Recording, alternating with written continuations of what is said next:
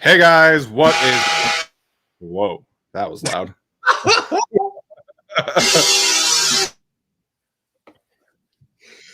Woo! Oh, Man. is that going on all day, Alex? Hello? Is that going on You guys all on? day? Yeah. Can you hear us? Okay. All right, Wait. let me tweet this All out right. before I Yeah, let's do it.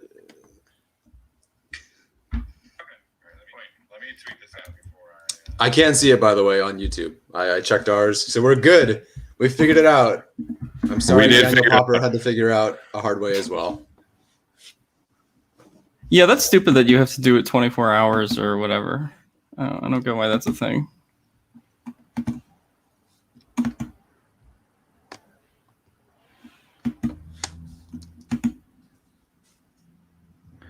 All right, so thank you guys for joining us. Looks like we have 10 people already in. I wonder if we'll have any OL questions. Yes, I will imagine we get to talk about that. So I want to get started first and foremost before the Q&A, just kind of talking about Tom Telesco's press conference yesterday. Really, like, it's almost impossible to get anything out of him in those kind of press conferences. Some people were trying to say that maybe, Hunter Henry was either more certain or less certain. I don't really feel like my opinions on him coming back changed all that much. It just kind of seemed like, he gave the impression that they're not going to overpay for him. And really that's the only kind of takeaway. It's going to be an affordable contract if he comes back. And if he doesn't, then like he said, sometimes you just can't afford to pay everybody. But my opinions on him kind of stay the same. I'm expecting him to be back, and I'm expecting him to come back on an affordable contract. What about you guys? Yeah, I thought mostly the same thing. I really don't think he gave any inclination as to where he's leaning on Hunter Henry one way or the other. I think it was just like the nature of it is he's a free agency, and that's going to be his choice wherever he goes. I think the only thing that he really said, he didn't say it, but basically seems like they're not going to be tagging him, right? Yeah. So they're not going to give him that 1 year, $13 million kind of deal. So I don't think that's going to happen, but I really don't even know if it's going to be an affordable contract. Like, I have no idea if he's going to go to the Patriots or if he's going to stay here for $14 million a year. Like, that press conference didn't make anything really all that much more clear to me because Telesco speaks how Telesco speaks. Yeah, it's very hard to draw anything from him. All I know is his actions, and that's that Tom Telesco always, or at least very much, puts an effort into re-signing his guys. He said as much. I expect him to be back, and nothing has changed after that press conference. Yeah, I feel the same way. Really, the only kind of major takeaway that I had from that was about the secondary when Daniel Popper asked him, like, how do you feel about your corners? And he just said, okay, like, what do you want me to say? And so the cornerback room is going to look very different. Whether that means Casey Hayward is cut remains to be seen.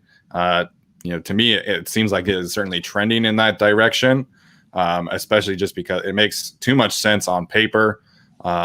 How they replace him, they have options in the draft, whether they want to take, a JC Horn at 13 or somebody in the second round, like an Asante Samuel, a Kelvin Joseph, a Greg Newsome, and then maybe sign a cheap veteran in free agency. So they have options to do that.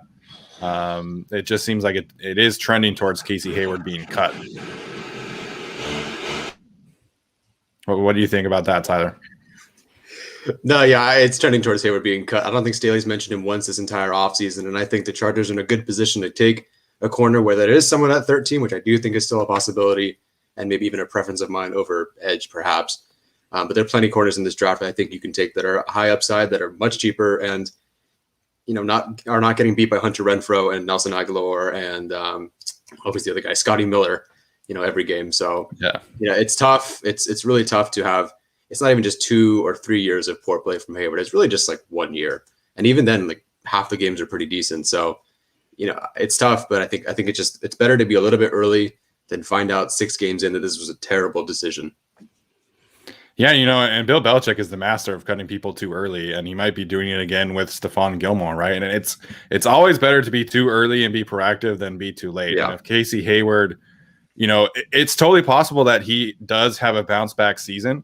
It's also totally possible that he doesn't, right? And so, you kind of have to weigh the risk. And if you're, banking on him bouncing back, it's a very similar conversation to Trey Turner. It's an expensive risk to hope that he's able to bounce back.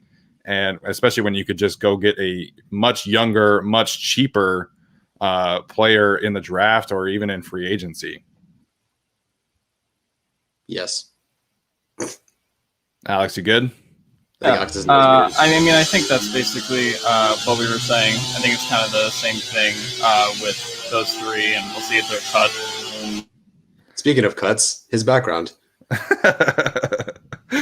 It's all good, man. So let's get to these Patreon questions again. We are available on Patreon. We're always doing some good things out there. My film breakdown on Elijah Vera Tucker just went public today. I did record that last week, so if you want exclusive access to our film breakdowns, Tyler did one on the Georgia cornerbacks a couple weeks ago. So if you want exclusive access to those videos, make sure and sign up for our Patreon page. Sorry about the construction noise. Unfortunately, Alex does have it right next to him. But it's all good. Okay, so our first question from Patreon comes from Jack Andrew Hunter. He says, if Sewell, Slater, and Darrisaw are all gone by 13, he says in parentheses, I have a horrible feeling that Sewell to the Dolphins, Slater to the Bengals, and Darrisaw to the Giants will be a thing. Who would you rather have, Vera Tucker or Samuel Cosmi? Furthermore, what players would make you consider not going offensive tackle given the same circumstances? Tyler, I'll let you answer that one first. Yeah, sure. Between the two, I don't think at 13, while I do see the upside for Cosmi, I don't think at 13 you want someone that's not a project. I don't think Cosmi is a project, but I certainly think you could get some really negative first couple of games out of him. And maybe you have to, it takes time to develop him. I don't know if you mentioned him as like a Garrett Bowles type, but like Garrett Bowles took 3-4 years to figure out how to play tackle, and it's worth it to them now. But I don't really know if you want to take that at 13. I think they took Bowles in the 20s or whatever. So I'm definitely taking Elijah Vera Tucker there. Steven did do a great breakdown. I watched it. I edited it, and it's wonderful. So definitely check that out. If Darrisaw and Slater are gone, what non-OTs would you consider? Obviously, Elijah Vera Tucker, if you want to consider it like that. I love Azeez Ojulari. I think edge is a legit possibility at 13, depending on what the Chargers want to do. And there are going to be plenty of edge guys there. They actually might take the first edge. So who knows? I think depends on corner. I think Caleb Farley actually might be a guy I'd love to see if Darrisaw and Slater are gone. I love his upside. And I think that would just be a kind of a 180 from Casey Hayward, which is an extremely athletic upside kind of guy. So those are some of the names that I would consider. Yeah, for me, I think it would probably be Caleb Farley, Patrick Surtain. I think there's a lot of those guys where if they fall to a certain range, that might be the guy there. Kyle Pitts is a guy that a lot of people bring up. I don't think he's going to make it to 13 anymore. But there's certainly guys in this draft that I think at least get you to think twice about, ignoring the offensive line, if you will. We have no idea what Tom Telesco is going to do. So, I think there's plenty of options, whether that's a cornerback, whether that's, some other position. Defensive end is kind of huge for this team. I think there's a lot of positions where they could just decide to, wait till the second or third round for a tackle or guard. Yeah, they certainly could. And I've planted my flag. If it's me, if this is the board, I'm taking Elijah Vera Tucker without any hesitation. And to be honest, I would take Elijah Vera Tucker on the Chargers over any offensive lineman not named Penei Sewell, and that includes Rashawn Slater. And, I think Slater is probably a better tackle prospect. He's much more technically refined as a pass blocker. But Elijah Vera Tucker is just so versatile. And, everybody kind of knocks his lack of experience at offensive tackle. He only had 6 starts. But they were great 6 starts. And, everybody kind of talks about the Oregon game and Kayvon Thibodeau beat him. But if you watch the entire game, like I have twice, the rest of the film paints a very different picture. And so Elijah Vera Tucker held his own. Kayvon Thibodeau did beat him on a couple reps. It happens. Kayvon Thibodeau is a fantastic pass rusher. He's a freak athlete. So if the board plays out like this, it's Elijah Vera Tucker for me. If they decided to not go offensive line, I agree. I would pivot towards an edge rusher because, like I said about Casey Hayward in the draft, there are more options at cornerback that I am comfortable with than there are edge rusher options. And that's the next question. But, you take an Azeez Ojulari, you take a Gregory Rousseau, and you pair him with two of the best defensive line coaches in the league. Yep. And you take a gamble on that upside. And, I have Rousseau ranked lower than Azeez, but the upside there is ridiculous. He played one season and he had 15 sacks and 22 tackles for loss. So, I think for me, if it's not an offensive lineman, it has to be an edge rusher. I think Joseph Asai is another name to maybe mention in there. I know his stock isn't quite first round anymore, but he was a guy that was going as high as 17 in some mock drafts a while ago. So, that's kind of a possibility, 3-4 outside linebacker. Yeah, I'd probably prefer someone a little more polished, but at 13. But we'll get to this question in a little bit. Yeah, so Joseph Osai is the next question from Brady Wooten. He said TDN's the Draft Network's board recently had Joseph Osai dropping to the mid-50s. And I think he would be a great pickup / fit for what Staley wants to do in terms of versatility. Thoughts on him, as well as who is y'all's ideal day 2 edge fit would be. I think Joseph Osai is a fantastic player, and especially if he's in the second round, I think that would make a lot of sense. I think if you're taking an edge rusher in the second round, I don't know if he's going to be there. I would kind of prefer Joe Tryon from Washington, just as more of an upside play. But if Tryon's there and you're set on taking an edge and Joseph Osai is there and he's the only one there, I think you take that. I would much rather take Joseph Osai in the second round than, say, a Quincy Roche in the third or something like that. Yeah, no, I agree. While I don't think Osai's ceiling is as high as obviously an Ojulari or a Russo, his floor is way higher than, Tryon, but also like a Roche. Like, I'm not waiting to hope that Roche and just that one guy is there, 30 whatever picks later. I'd love to take Osai in the second. I barely have him in the second round right now on my grades. I just think he only just started playing football like not too long ago. It's not like he's been playing his whole life, so it's very new to him. It kind of shows. So someone that could take that potential and turn it into like his TCU game where he was all over the field, hand in the dirt, standing up, rushing, and all those sort of things. I think it'd be a pretty good play in the second round. As far as fits, Tryon would be a good one because I think you can do a lot with him. Peyton Turner, same thing. You interviewed him. Very great at interviewing. High motor guy. That's a very Chargers kind of type of player. Absolutely. And then, I keep coming back to Patrick Jones because I think he's underrated, at least in terms of, boards are concerned. And listening to Telesco, he's saying that, don't get caught up in the 3-4-4-3 sort of thing. We just have guys, and we're going to put them in the best position. And that's what Staley's been saying all offseason. Of course, we got to consider a little bit more 3-4 this time because Bradley was only that 4-3, rush 4. That's pretty much it kind of guy. But I think, best player available, day 2 guys, I think Patrick Jones is your guy. Yeah, also, I just got to say real quick, I see people talking about it in the YouTube chat, that bullshit NFL rumors account started some Linval Joseph nonsense. And while Linval Joseph might be cut, just don't believe anything you see from that account. Those people are complete fucking garbage. And that's all I got to say on that. Thank you for saying that because it is 100% true. There's no way an account like that knows anything about what the Chargers are doing or any NFL team, honestly. So, I've made my feelings about that person very clear. Next question again from Jack Hunter.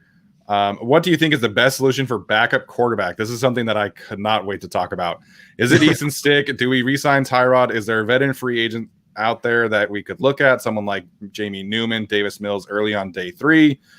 He says, I'm not particularly worried about Herbert's play dropping off or anything, but I think it's always best to have an insurance policy should the worst happen. If Stick is going to play a sort of, quote, Taysom Hill role for Joe Lombardi, it wouldn't hurt to have one more name in that room. So, first of all, the Taysom Hill thing, Joe Lombardi said as much. Taysom Hill is one of a kind, and he is built like a tight end, which is why they use him like a tight end, and that is not Easton Stick. Easton Stick is not 245 pounds and runs like a freight train. So I think Easton Stick at best would be like, a red zone kind of package as a backup quarterback. I don't think he would be able to play tight end and receiver and special teams and all these things that Taysom Hill does. That being said, Easton Stick was taking practice reps at safety. The Chargers told you everything you need to know about Easton Stick as a quarterback when they did that. So to me, they need to get an upgrade at backup quarterback. And it makes a lot of sense to bring in a veteran quarterback presence to help Justin Herbert bring some certain, experience to the table. And if he's familiar with the Kyle Shanahan system, even better. But Easton Stick is not the answer here. And Easton Stick is like, you look around the league at all the young quarterbacks. Baker Mayfield has Case Keenum. Josh Allen has Barkley. Lamar Jackson had RG3. All these young quarterbacks have veteran backups, and it's a smart way to go. I'm not about the Easton Stick thing, and I don't think I ever will be. I'll speak for Alex. I'll let him speak about Jacoby Brissett because he had a really good article about him. Some of the only other guys I would consider, there are actually a number of free agents on this market that kind of make sense for a backup kind of role. I don't think anyone's going to pay these guys starter money except for maybe Jameis Winston, just because of familiarity with Joe Lombardi. Blake Bortles has a very short stint with the Rams. I don't really think that counts with familiarity with Staley, but that is there. You also have CJ Beathard, where I feel bad that his name's Beat Hard, but anyway, itself. But oh my gosh, with Shane Day, I think would be kind of like a decent match there. A guy who can kind of play like he played last year. So I think that would be a decent option for the Chargers. So Alex, the floor is yours. I wrote about Jacoby Brissett, and I think that he's my backup option. If I had to go out and sign a guy, I know that people are concerned about the price, but he would literally cost like $1 or $2 million more than we were already paying Tyrod Taylor this year. And I'm also not against Tyrod Taylor. Like, if he is willing to take a backup role, like, he's an awesome backup to have. Just in terms of how he's been able to mentor Justin Herbert. And, we talk about Lynn or Steichen or, who's the quarterback's coach? His name is Pep Hamilton. Pep Hamilton, in terms of giving Herbert, credit for his development last year. I don't think Tyrod gets enough credit sometimes. I mean, he, had to revert to taking that backup role and had to help, Herbert or Stick, whoever was going to play, right? So I think that if he wants to come back as a backup, I'm all for it. I think he's going to have an opportunity in Philadelphia somewhere, where they're training a rookie quarterback, maybe the Jets with Zach Wilson. I think there's a lot of places for him, but to me, a backup quarterback is just important to the point where I can't, let Easton Stick play.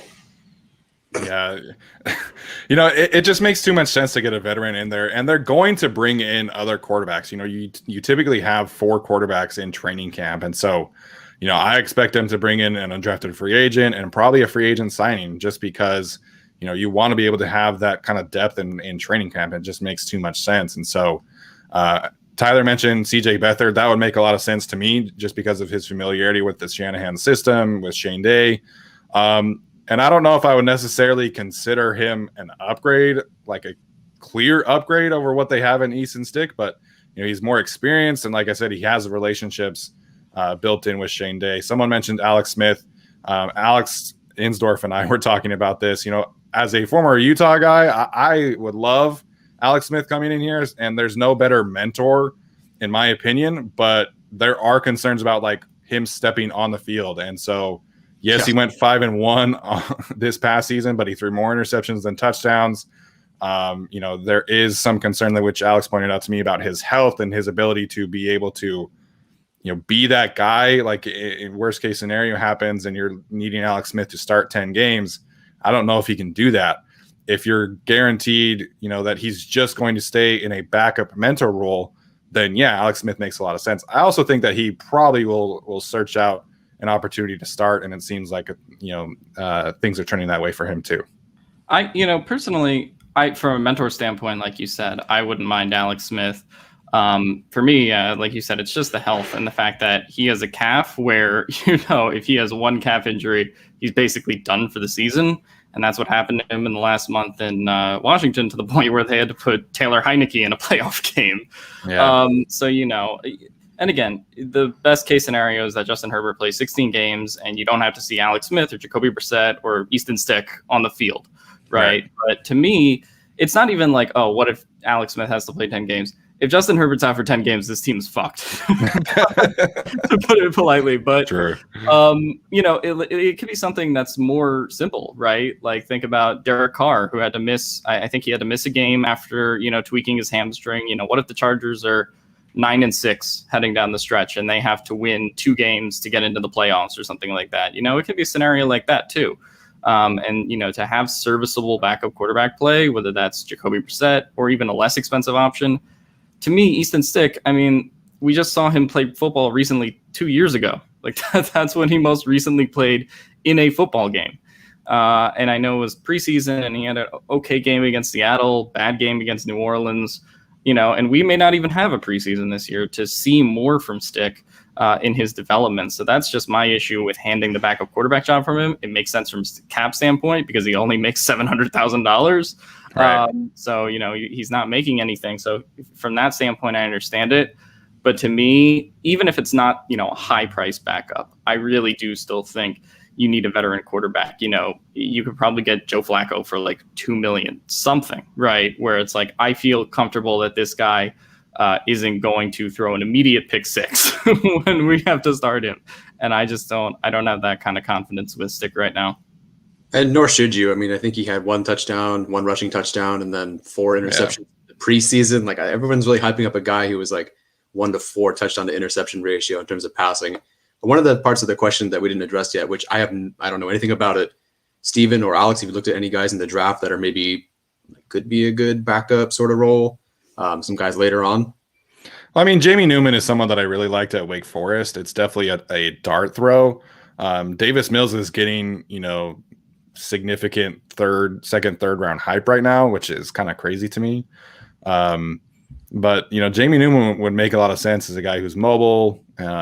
Felipe Franks, not like super interested really in drafting anyone, just because like I know they have 9 picks and they can afford to take some dart throws. But to me, if you're doing like an undrafted free agent, that would make sense, but not in the draft. Okay. The thing with me is we're talking about taking a guy in the 5th, 6th, 7th round.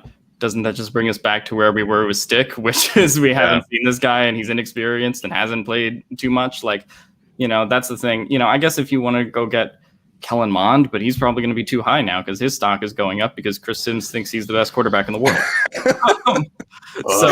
Man. There's stuff like that where it's like you could take a quarterback in the 6th or 7th round and not against it, but it brings you right back to the conversation with Stick where he hasn't had enough experience and hasn't had enough reps. Yeah, and it's not really his fault that we haven't seen him, right? And Fernando and Gilbert were saying when I was doing a show with LAFB and Ryan and Forrest that there was a day in practice and training camp where Easton Stick looked like the best quarterback of the 3, which I wasn't there. I don't know how much I buy that, but we just haven't seen him, and so could he be like everybody keeps on telling me he's going to be a great backup once he develops. Well, we haven't seen that development, so no one knows, and that's the thing to me. He could be a good backup. He could be a terrible backup. No one knows. And to me, like, you just got to get a veteran presence back there, like Alex said, that you can trust to start in a pinch if you need to. And I'm not trusting Easton Sticks to start in a pinch. Like, you can look at the Tyler Heineke as a perfect example. No one knew what the hell to expect with Tyler Heineke. It worked out almost, but are we that confident in Easton Stick? I'm not there. Yeah, no, I agree. I'd rather get the veteran free agent quarterback now than wait until September to figure out that, Easton Stick threw another 4 interceptions, and now we're stuck with Easton Stick. Yeah, exactly. So we'll move on to our next question from Matthew Henriksen. He said, in what scenario do we end up seeing best player available pick at 13? Obviously, Tom Telesco has done that many times. He says, I'm not concerned. Hashtag Gangsta TT would do it, but would like to know your opinions on who that player could be if he falls to them. To me, I think Tom Telesco, like, he does do the best player available situation a bunch, but he also values depth. And so to me, like, if Kyle Pitts is there, I think Kyle Pitts is probably someone that Tom Telesco would consider. If there is a cornerback who's there, this guy keeps on mentioning Patrick Surtain. Yeah, Patrick Surtain is a great player, man, but it's not happening. So to me, Kyle Pitts is probably the only like best player available situation that Tom Telesco would consider. I think at this point, you just have to go with whatever you think their best player available is. If that's Pitts, Pitts is probably their best player available if he's there. But if it's a corner, it's a corner. If it's an edge, it's an edge. Like, I don't know what their board is. So they'll do whatever they want. Like, Telesco's never picked the same position in the first round in 9 years. So I don't know. He could pick. What have they not picked yet? Offensive guard. So maybe that. I don't know. We'll see. But otherwise, it's like it's Pitts as your best player available. Otherwise, I think everybody else is pretty comparable at that point. Okay, that guy's getting blocked. Alex, any other thoughts here? No, there's a buzzsaw behind me. All right, well, we'll move on to the next question. Devin Ariema says, "Who are some prospects you think would be a perfect fit for the Chargers?" So this is kind of generic, but obviously casts a broad thing. But Elijah Vera Tucker for me fits, exactly what they want to do on offense. He's a great zone blocker. He's mobile. He's versatile and makes a ton of sense. Samuel Cosmi, someone put question marks there. It's a risk. It really is. I'm a big Samuel Cosmi guy. I'm probably bigger on him than everybody else because I feel like, he's someone that you need to project, but it could take Samuel Cosmi 3 or 4 years, just like Garrett Bowles, to develop. And so that makes a lot of sense to me. In the second round, Asante Samuel Jr., if he's there, makes a ton of sense. Somebody that can play outside, inside, tackles well, covers well in terms of what Staley wants to do with secondary pieces, because he wants to be able to move people around the field. I think Asante Samuel Jr. makes a lot of sense too. Yeah, I think Tommy Tremble is the best fit, not considered, school. God, my finger looks huge. School, speed, value, and everything that they need on that team. I think Tremble is a great fit. I would be dying to take Elijah Moore in the second round. Yeah. If there, we talked about Javonte Williams. We're not talking about value here. We're just talking about fit. I think Williams would be a hell of a fit for this team in the second round, aside from value. Alex? Looks like Alex is unavailable. Sorry, guys. Patrick, I think Tyler Shelvin you can consider. We talked about Peyton Turner. It's kind of Liam Eichenberg, especially if he's there in the second round. Who else? Farley, Rousseau. It depends on what they want to do. So we'll see. Oh, Arjun, thank you, man. Adam Schefter just tweeted out that the Chargers are actively shopping former Pro Bowl guard Trey Turner. It looks like he will be traded or released in the near future. He's due $11.5 million this season. So they're cutting him. So they're cutting him. Honestly, the whole trade, the Dolphins are going through this right now with Kyle Van Noy. It's like, oh, we're going to release him. Wait, we might try and trade him. So you're cutting him. Yeah, right. No one's trading for a Trey Turner right now. And I mean, if they're able to get a 5th round pick, sure, sign me up. But nobody wants a guard who has regressed over the past 2 seasons and played 6 games last year. So cutting Turner makes too much sense. If I'm another team, I'm not trading for him, because then you have to absorb his $11.5 million contract too. So Trey Turner is going to get cut, it looks like, in the next couple of days, which is just the right decision for all parties, really. Right. The whole we're going to shop Trey Turner thing. It's like, I'm going to take on $11.5 million for a guy who was graded in the 30s on PFF last year. When I know that in 2 days, if I want him, I can get him for $4 million. Right. That's the kind of thing that we're talking about with Trey Turner. So it just doesn't really make a lot of sense to keep him. I think going back to the last topic, actually, when someone asked about which guys are kind of fits for the Chargers, I was just going to say, I think it's really hard to say which guys are fits for the Chargers, because Anthony Lynn is gone and Tom Telesco is still here, but it's like he's going to be heavily influenced by what Brandon Staley kind of wants. And we haven't seen one snap of a Brandon Staley defense or a Brandon Staley offense. And that's kind of where I'm thinking. It's just it's hard to really see what's going to happen either way. I mean, Tommy Tremble, Notre Dame guy, big tight end, but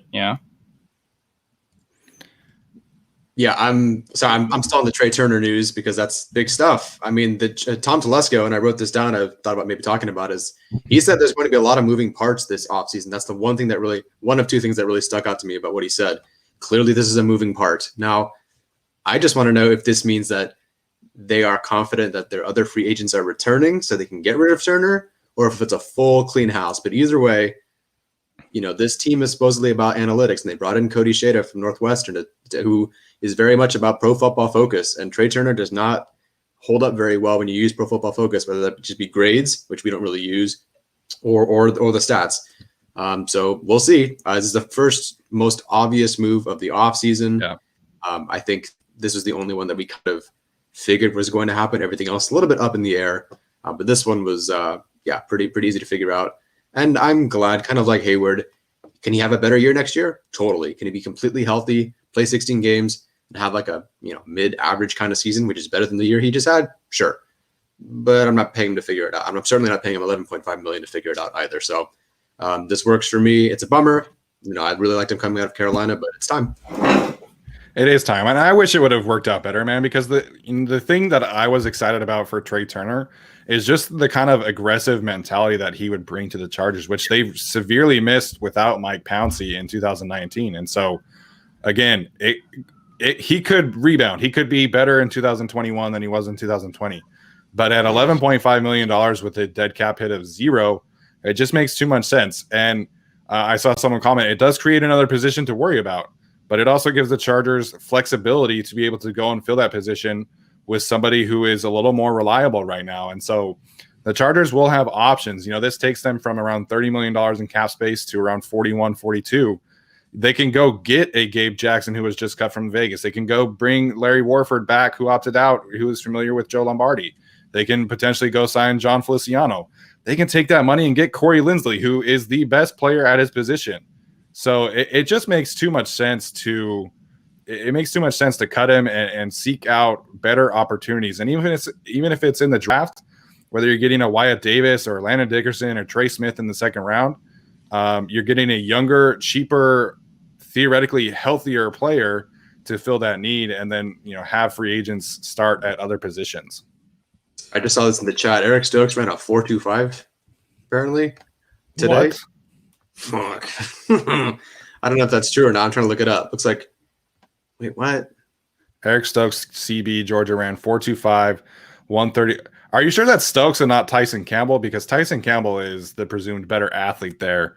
Right. I like Eric Stokes. We just spent yesterday watching him. Very smart and instinctive player, much more technically refined than Campbell. But Campbell is the presumed crazy athlete. Mm-hmm. And also, I'm not crazy trusting these numbers that are happening at this HOA combine thing. But Eric Stokes would make a lot of sense in the second round. And so, again, he's another one. If Greg Newsome and all those guys are gone and you take Eric Stokes, I think that would make a lot of sense. He says, no, it was Stokes. Okay. So we'll see. Stoked. Someone said Landon Dickerson injury prone. Yeah, he has injury history, but if you look at the film and his physical profile, he's a top 15 player, in my opinion. And you look at, Brandon Thorne, all these guys who know much more about the offensive line than I do, they all have Landon Dickerson as a top 10 player. So you take a risk. If he's there in the second round at pick 47 and you're getting a potential all-pro guard or center, you just kind of got to take that risk in the second round, in my opinion. But we'll see. So we'll get to some of these other questions from YouTube, because that was our last question from Patreon. And then shout out to Arjun for mentioning that tweet from Adam Schefter. Mm-hmm. The Linval Joseph thing, that is something that we haven't really talked a lot about in terms of cutting him. Mm-hmm. It could make sense on paper again, but the difference between cutting Trey Turner and Casey Hayward is that Linval Joseph had a really, really good season in 2020. And there's not a clear path towards an upgrade, because you can draft a corner, you can draft a right guard, you can sign a right guard. Who are you signing at nose tackle / defensive tackle that's a clear upgrade? I don't really think there is one. And sure, you could draft Tyler Shelvin, but how high are you taking Tyler Shelvin? Right. And what's the risk there in terms of him not playing in 2020? So to me, cutting Linval Joseph, it makes sense on paper, but it doesn't make sense for the team. So I just don't see that one happening. Yeah, me neither. There's no real option there. And can anybody name another run-stopping defensive tackle in this draft other than Shelvin? I can't, because I don't know enough guys. But you're relying on one guy to be there at that round. You think he's going to be there? Nah. You got to hold on to Joseph and make it work. And I'm not really super sold on Justin Jones. Tillery might be kicking out to edge. Broughton is a pass rusher, so yeah, you're kind of stuck with Joseph, which is not a bad thing. There's better options, there are better players. There might be a guy in the draft who could be better at some point, but this year, right now, you gotta stick with Joseph. Someone asked about Short, and he's been injured a lot the last 2 seasons, and I'm not into that. Who? Oh, Kwan Short? Oh yeah, no, definitely not about that. Someone asked a question about how far would you guys be willing to trade down, if at all. That comes from J-Dog. I'm always in favor of trading down. Tom Telesco kind of jokingly said it's a great year to have more at bats, right? And it's true. If the Chargers can get trade down to like 19, 20 range and then be able to have, 11 picks in this draft. Like, I think that's a no-brainer.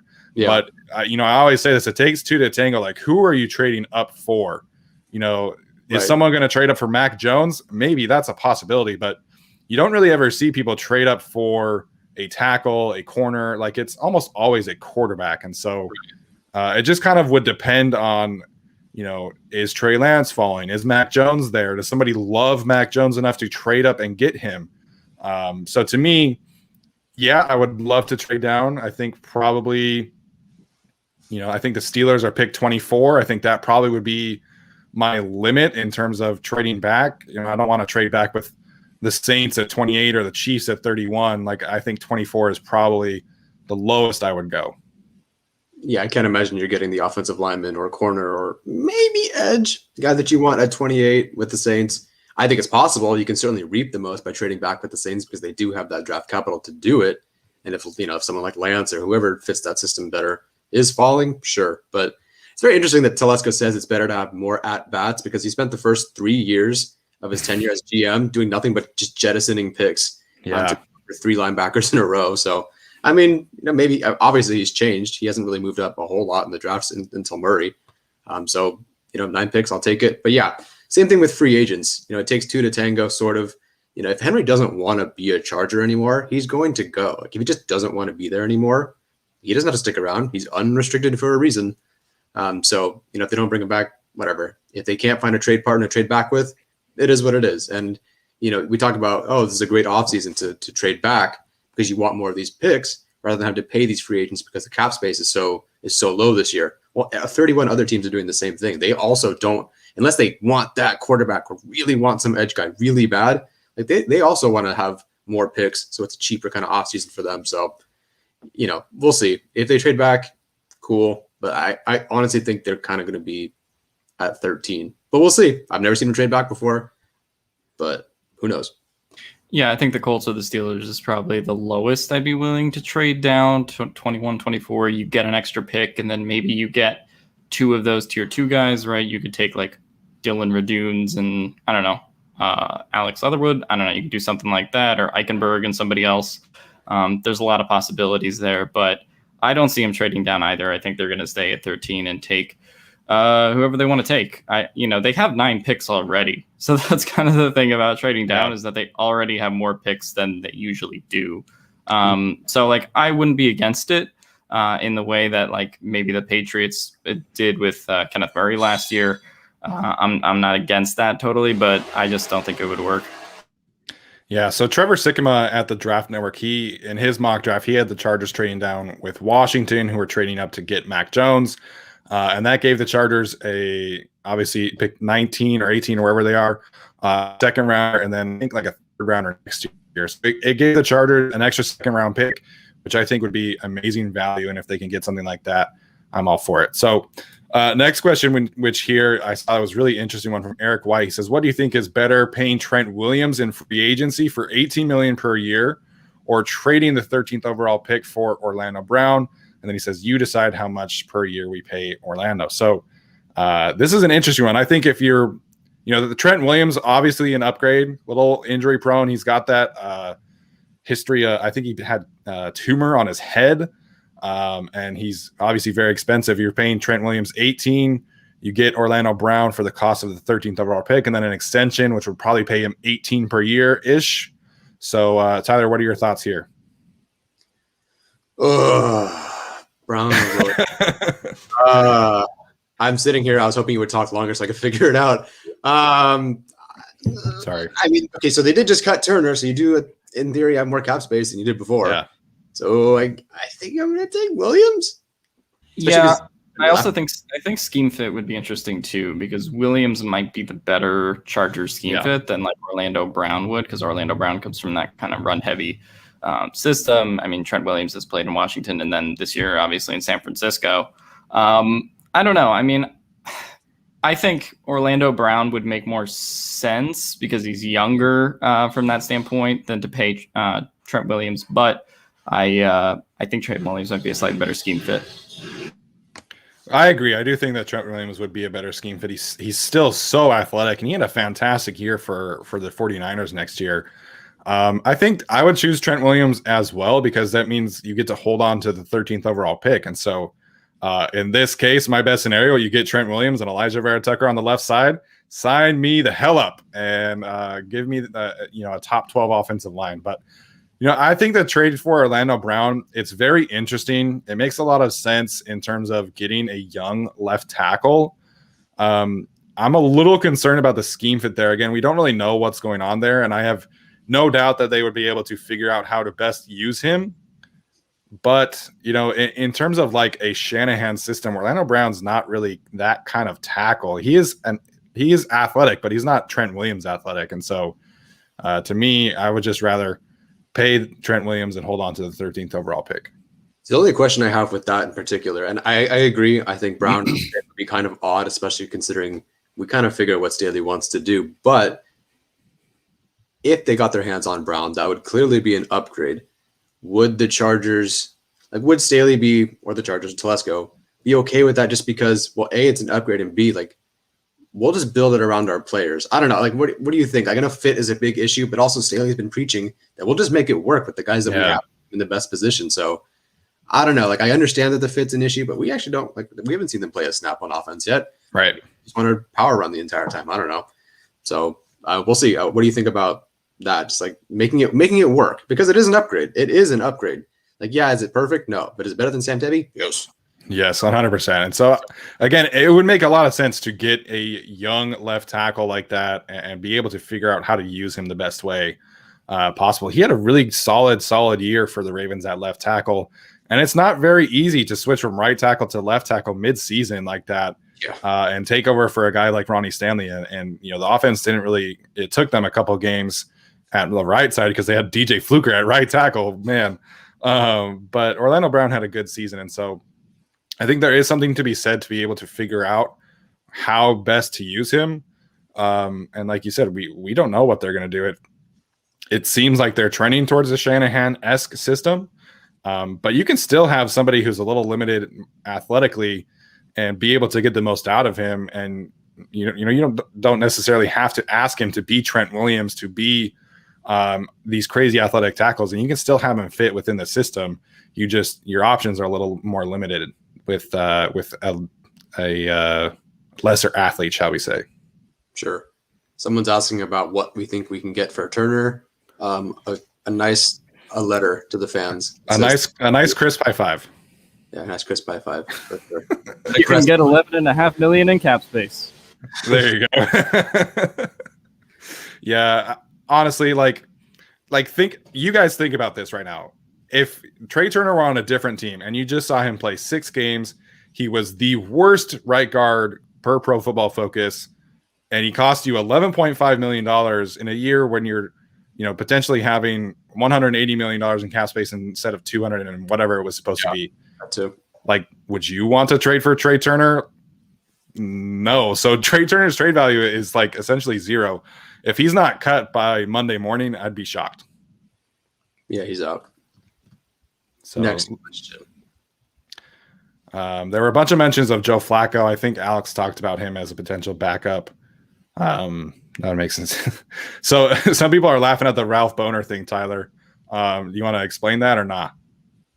I don't want to have to explain my boner. No. I shouldn't have to.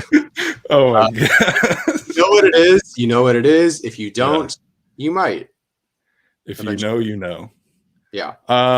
Somebody said, do you think Herbert will regress next season? So this is a really interesting topic, and I was actually planning to cover this later on. Could he regress in terms of statistics? Yes. I think if you give him a more efficient running game, a better defense, could he have fewer yards and less touchdowns? Sure, it's 100% possible, and it's probably likely.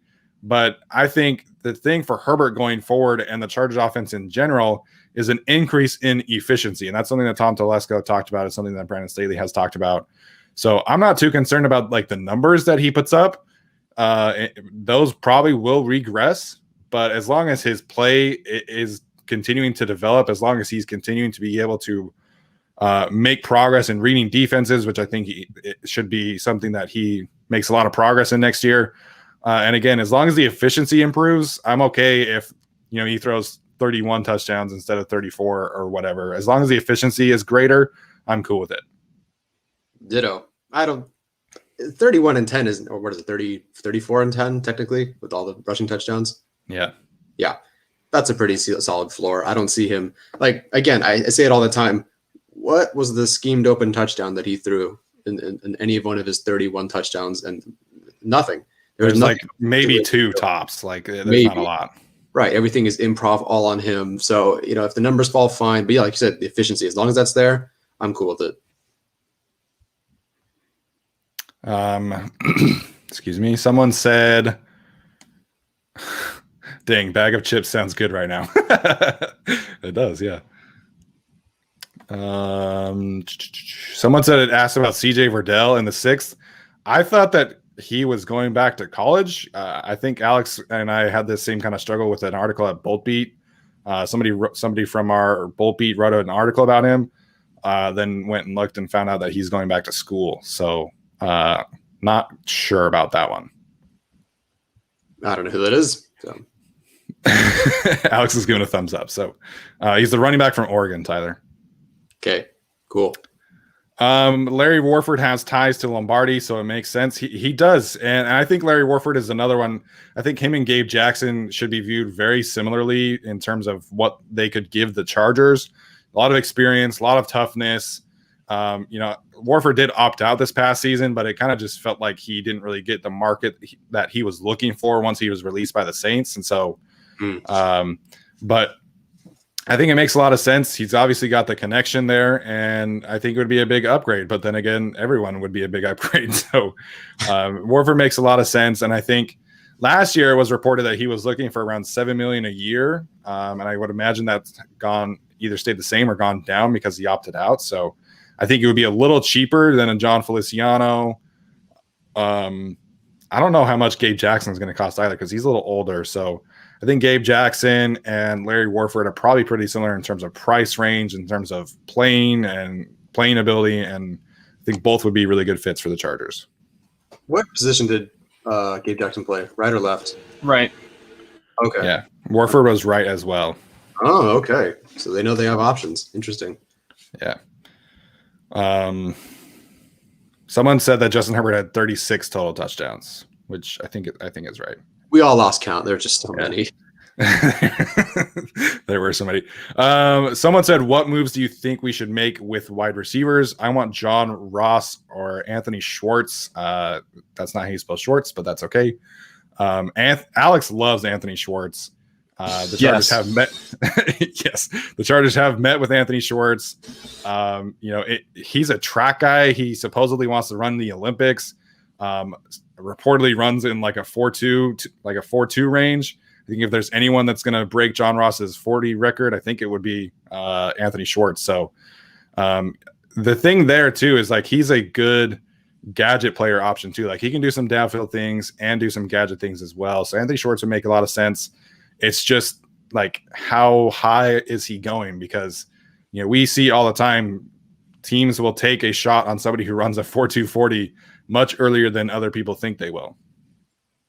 Yeah, either way, I'm certainly going to be drafting a guy and not signing a wide receiver. SpotRec has Juju Smith-Schuster at $16 million a year. No way am I paying him that. So Schwartz, I like him. He's supposedly way faster than anybody they have on the roster right now. But I'm not as huge a fan of his yards after contact or anything. That's just kind of what he is. He's like a 5'9", 179-pound kind of guy. He's good at what he does. But either way, I just think some guys like an Amari Rodgers, I think I kind of prefer a little bit more in this offense. Or take Fitzpatrick. Either way, I'm not taking a guy day one. I've said that from the beginning. I'm not taking a guy at 13. But I'm certainly, I would consider doubling down on wide receiver this draft, honestly, because you may have to replace one of Guyton or Johnson in 2022 or this year. And then you're probably going to have to replace Williams pretty soon anyway. So you're actually going to be a little devoid of talent in about a year. So I might double down. Well, right. And that's something that we've been talking about in general in other positions too, is the Chargers need to be proactive here.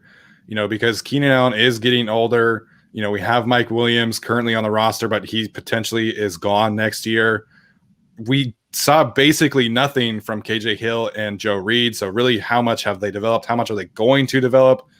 So to me, like, no one on this roster is irreplaceable out, in terms of like outside of the top 5 players, obviously. But like, you're looking at Joshua Kelly, Joe Reed, all these guys who were drafted, Easton Stick. Nobody is irreplaceable. If the Chargers can get an Amari Rodgers, then you do it. If they can get an Elijah Moore, De'Ami Brown, then you do it.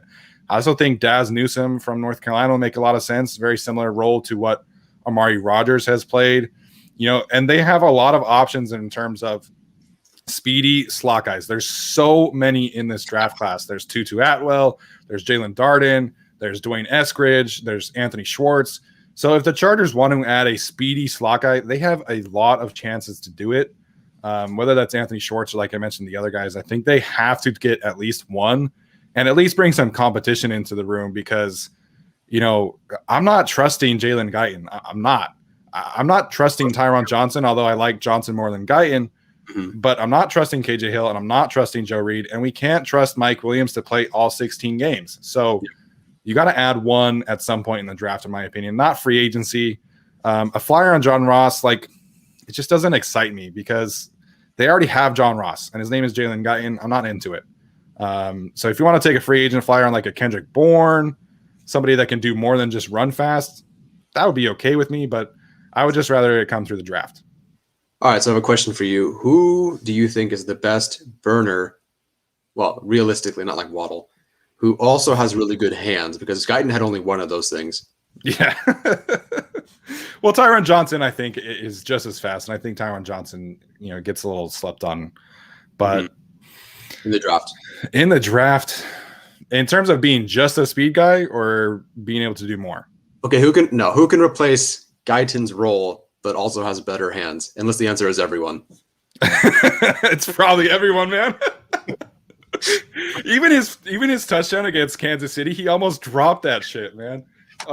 So to me, like, if you're looking at De'Ami Brown in the 2nd round or 3rd round, that makes a lot of sense to me because he's taller, he can win in a variety of ways. He's got good speed, he's got really good hands. I think that makes a lot of sense. In terms of being like a yards after catch guy, deep threat, Elijah Moore again makes a lot of sense, and he's a great route runner. So they have options, and Jalen Guyton is far from irreplaceable, man. Like, they got him as an undrafted free agent. They doubled down and took Tyron Johnson, and Tyron Johnson is better than Guyton. So, replacing Guyton should be very easy. I think you're looking for like a speed or slot guy or maybe a speed slot guy. I really don't think you're taking one higher than the 4th round. If someone wants to take Anthony Schwartz higher than the 4th round, I mean, I love him, but I'm not taking him that high personally. Again, a good player. I just think you have to have the right value when it comes to wide receivers and take the right one in the 5th, 6th, 7th round. I probably wouldn't take one before then, though. Free agency, I'm not against signing a guy for like $5 or $6 million. I probably wouldn't spend much more than that on a wide receiver 3, though, especially considering you're paying Mike Williams $15 million this year. Yeah, so I think they have a lot of options, honestly, but it's probably a day 3 guy. Somebody commented about Michael Straken or Strachan, or however you say it, the kid from Charleston, and Dax Milne from BYU. I have not watched either of them. And anybody who's saying that there's not many ways to watch Michael Strakan other than on YouTube running track and not football. Yeah, so it's just Dax Milne, I guess. Like, I don't know. I'm sure. I don't. So Daniel has asked thoughts on Joe Lombardi a bunch of times. So I want to get that question. Tyler, any thoughts here about Joe Lombardi that you want to share? It seems like he's learned a lot. Now, we won't see that until he's on the field. Not he's on the field. His offense is on the field, but it seems like he's really reflected on his time with Detroit. And I think that him, with the tutelage, the guidance of Brandon Staley, I think we'll maximize him. I'm not super excited about him, but I think all he has to do is, trust the analytics, go for it on 4th down like he said he would, and just, let Austin Eckler be a receiver sometimes. Don't just, if Blige is back, and maybe he is, don't run him up the middle every single play. Try to let Herbert move around. I don't think he has to do a lot, which is fine. doesn't have to be that innovative. You just have to be efficient. And I think he can do that with Staley's guidance and a better line. Yeah, I don't know about Balazs. Do we really want him back to get a whole 2.1 yards per attempt? I mean, he had a great Raiders game, but I mean, the other games that I saw him in were not anything special. As far as like running backs, I think you're probably looking at one in like the 5th, 6th, 7th round, maybe. I don't know. I would take a flyer on a guy there. There were some rumors that had them for Aaron Jones, which I don't understand. But I don't know. Did that come from NFL rumors, man? No, that came from not from NFL rumors. That came from it was like a month ago. I don't know. There was a list of destinations for Aaron Jones, and maybe it was NFL.com. I don't know. Someone put the Chargers on a list for Aaron Jones, and I was like, that doesn't make any sense. Why are we spending $40 million on a running back? But I don't know. I think you could take a running back late. I tend to do that in my mock drafts just because I want to get rid of Josh Kelly. But I tend to do that later, but it's not a big deal for me to pick up a running back or wide receiver. I think there's ways to do that later in the draft. Right. Personally, again, I'm not taking one higher than the 4th round just based on the guys that you got there, unless there's someone like you can't possibly pass up, like Javonte Williams somehow slipping to like, I don't know, the 3rd or 4th round when he should go in the 2nd or something, in that possibility, like maybe, but other than that, I'm probably not willing to bite on much.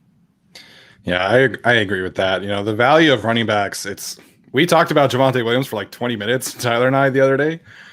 Fit wise, he's the perfect complement to Austin Eckler, but you have to spend a 2nd round pick likely on him to get him. So running back wise, you can find someone later. You can take a cheap flyer on a Mark Ingram or on a Jamal Williams, somebody like that who could fill in the role much better than, paying $13-14 million a year for Aaron Jones, man. Like, I'm just not into that. So getting back to Joe Lombardi, I think, it can't be worse than what they had last year, frankly. So, Joe Lombardi, I think this is going to be really interesting for him.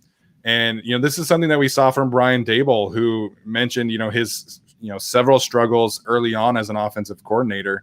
He had to learn and adapt and realize that not everybody is the Patriots. And Joe Lombardi had to realize in Detroit that the Lions were not the Saints. They didn't have the same kind of, culture and fit and players. And so it seems like he's learned a lot. Drew Brees loves him. The offensive coordinator, the offensive coordinator there, Carmichael, apparently is distraught about losing Joe Lombardi. So I think he has a really good football mind. He's got a very diverse coaching background. He's coached almost every offensive position in the sport. But frankly, the most important thing about being an offensive coordinator in the NFL is your relationship with the quarterback. And so as long as he's able to build a very strong relationship with Justin Herbert, I think the Chargers will be fine. And like we've said a couple times on our podcast, as long as the communication is better on offense, the Chargers offense will be much better in 2021, just because there were so many communication gaffes from Shane Steichen and Anthony Lynn that it was so hard to overcome those every week. So as long as the communication is better, and as long as the relationship with Lombardi and Herbert is strong, I think the Chargers offense will be just fine in 2021.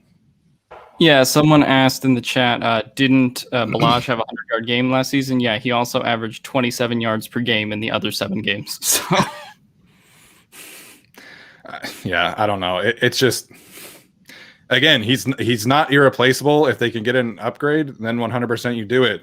I just don't know how much of his poor yards per carry was a terrible game plan and a terrible offensive line, and him also being not very good. And so at this point, we know who Kalen Balazs is. He's been on 3 teams for a reason. And so he's not a must resign, but like if they brought him back to compete with Joshua Kelly for running back 3, like, yeah, that's fine with me. But it's not something that I'm like too interested in or too disinterested in.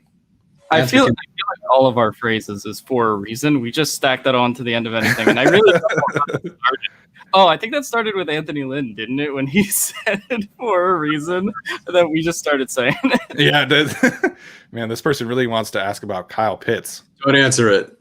Just hand the rock to Gabe Neighbors. What the fuck, Thomas?